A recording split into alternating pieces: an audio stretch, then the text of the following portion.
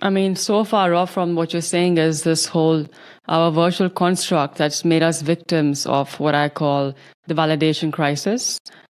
And on the other end, of course, is like, moving away from that and focusing on like the larger essence or things of life or whatever you want to call it.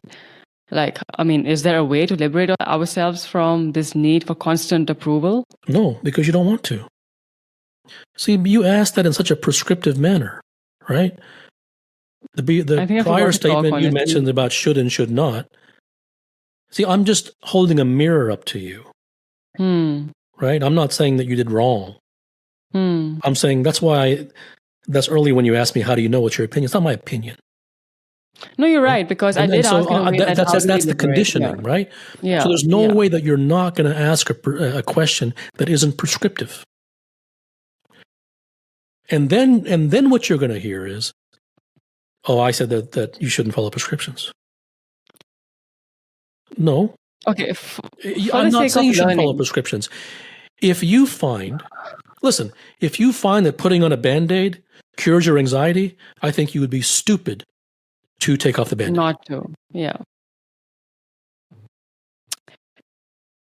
With this example, for my own learning and genuinely, what would be a way that would like indicate not being a prescriptive question and a genuine or truth-seeking question? But why do you not want to be a prescriptive question? What do you care? Honestly, let me ask you a question. So before this podcast, have you had a bunch of podcasts? Right? Yeah, 102. Okay. Did you ask questions that were prescriptive in every single one of those? From how you describe it, sure. Okay. And did you receive answers that were prescriptive in every single one of those? Yes, okay. Absolutely. So then why do you now want to ask a non-prescriptive question? Because I'm curious to learn another way. We spent 1 hour on this conversation. I want to learn more about like what it takes or means to. Then maybe you should ask about prescriptions instead of asking me how you can follow the rule of not asking a prescriptive question, right? I'm not telling you that you shouldn't be prescriptive. I mean, I can't explain to you the depth of what I'm saying there, of how it is not my intent or desire or care or interest to have you to be non-prescriptive.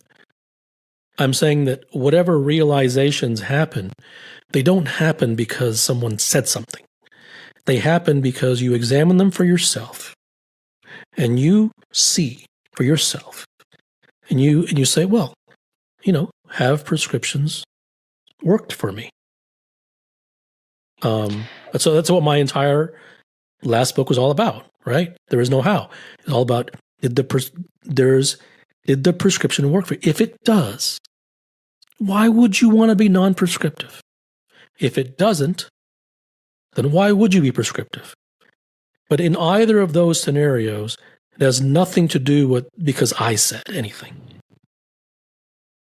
Yeah, but you see, the reason why this becomes a problem is because everything becomes about a question being prescriptive, and we can't seem to move beyond that.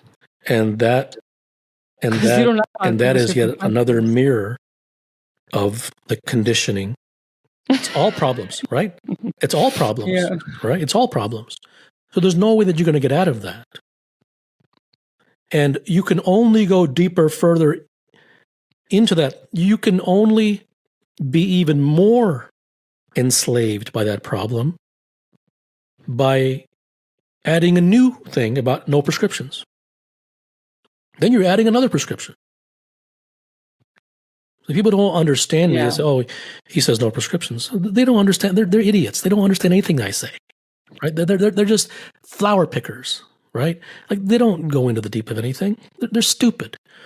And I go out of my way, if you read, say, under no circumstance do I say that you shouldn't. None of my books, none of my writings have ever said that you should not, follow prescriptions and examine for yourself. I don't have any interest in. Like, if every single person, right, who listened to this podcast, and every single person who read my book, and every single person in the entire world, let's say the word got around, right? stopped listening to prescriptions, it wouldn't do anything for me. I could not care less. It's about what it does for them. And that's not me being good, by the way, either. I just want to dispel that too, so that I'm not saying that, others can get benefit. It isn't about my benefit, it's about their benefit. I don't care about their benefit, but they do. That's why it's good for them, because they care about their benefit. So if they benefit from it, that's good for them. I don't feel good. I don't feel bad.